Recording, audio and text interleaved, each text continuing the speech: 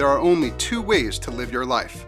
One is as though nothing is a miracle. The other is as though everything is a miracle. For Steve Gerbson and his wife Olivia, this has become a mantra. A little more than 2 years ago, he underwent emergency surgery at New Mexico Heart Institute for a malady which leads to death so rapidly that 40% of the people who are afflicted do not reach the hospital in time. Fortunately, in his case, the 9-hour operation was successful. After a lengthy convalescence and a new lease on life, another issue was discovered. Steve had an abdominal aortic aneurysm. The standard way of treating this would require another major surgery, necessitating a 2-week hospital stay and 2 more months of healing. The thought of having a second major surgery was really disheartening. I had finally recovered, but when I started thinking about what I was going to have to go through, I decided to go back to the Heart Institute because I had such a great experience the first time. They took such incredible care of me. That's when I met Dr. Steve Hanau. Dr. Steve Hanau is an endovascular surgeon with the New Mexico Heart Institute. New Mexico Heart Institute provides state-of-the-art care for cardiovascular disease through hard work, dedication to patient safety, and commitment to the highest quality care. It has become a leading center for cardiovascular treatment. Its physicians ensure that their patients are offered access to services of the highest standards, assuring that cutting-edge cardiovascular care will be delivered by some of the country's best cardiologists and surgeons. The Heart Hospital was amazing in supporting me, in addition to Steve, of course. Being in the hospital and not being with him while he was in this 9-hour surgery was excruciating. However, they kept me up to date every hour, calling me on the phone in the waiting area. You know, I could be comfortable in knowing he was in good care. So that was incredibly important for me. So what was so unique about Steve's case? He had an aneurysm that involved his right kidney. And fixing that right kidney would involve a gigantic operation where we'd have to open his abdomen and do a bypass, basically a kidney transplant as well. We were able to incorporate the latest technologies where we could save every last branch of his arteries, fix the aneurysm, and get him back in action as soon as possible within 24 to 48 hours. When Dr. Hanau told me about the procedure he was going to perform, I looked at him a little strangely. It kind of sounded like a science fiction movie. Most patients don't want to be in a hospital for a week to 10 days. Most patients don't want to have to deal with huge incisions and the pain that comes with them. Now we are minimally invasive in terms of being able to fix huge problems, and patients are recovering much faster than they ever have before.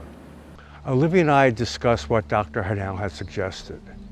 And it really seemed like a no-brainer. I mean, I've been a high-tech person my whole life, and it really seemed like this was the right road for me to travel. He was just so eloquent in the way he described what he was going to do. It really seemed to make sense. When I first heard about the procedure, I didn't quite understand because it was quite out there, very high-tech, but I think that's part of the reason we decided to go back to the Heart Hospital with Dr. Hanau, the innovative ways that he was going to go about this and the recovery period. It was pretty much a no-brainer for us. Like most technologies, we're going to see miniaturization, and we're going to see an adoption of new materials. From old-fashioned fabric and wire devices like this, we're going to be moving to things like polymer-based treatments. I can see a role for genetic therapies as well, and being able to manipulate the patient's physiology in a different way to where we may not even need surgery. After the surgery, I was lying there and I decided how lucky I was. I didn't dodge a bullet once, I dodged it twice. I had a beautiful, caring wife, an indeterminate future, and I was ready to pick myself up and go. When we were able to successfully do this minimally invasive operation and save his kidney and eliminate the aneurysm, and we saw him in the outpatient clinic, he looked like he was ready to take on the world, and we were just happy to be a part of it. My life has been interesting, to say the least. I've been very fortunate, and I've always liked pushing the envelope a little bit. Prior to my surgeries, I have been the quintessential weekend warrior, and I loved pushing and testing myself. I really felt, to prove that I was whole again after all this stuff I went through, that I should do another triathlon. It takes an uncommon drive to come back from something so catastrophic, and a dynamic passion to pursue a quest to find out who you now are. The result is often something you will remember for the rest of your life. So what were my thoughts when Steve asked if he could do another triathlon? I was very excited.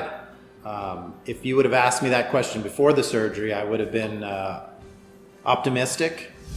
But after the surgery, I was definitely excited, and I was confident that he would be able to achieve his goals, whatever they may be. When Steve first approached me on his idea that he wanted to compete in this Lavaman triathlon, and after going through what he went through, I wasn't surprised, number one, because it's part of his personality. He likes to challenge himself. It's part of his DNA. So if that's what he wanted to do, it was fine with me, as long as he kept it in check, if you will. My big concern was just making sure that the doctors were okay with his decision. I could always do things and anything I wanted to. And when this happened to me, it really started playing tricks on my mind. I examined my mortality, I guess.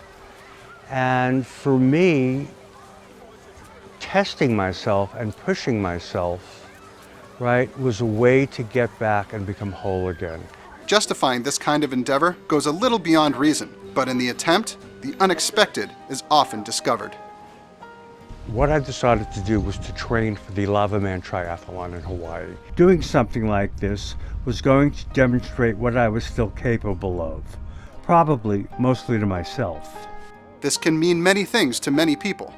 For Steve, it was an opportunity to test and redefine himself. I wasn't doing it to win. Doing the race is just an extension of who I was and still am. It's a test of my strength, my patience, and my soul.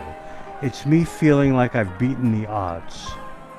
After going through something like Steve went through, there's a responsibility to yourself to find out what's really important to you. As I started the long hours of training for the triathlon, I thought about all the people who helped me at the New Mexico Heart Institute. Something came to mind.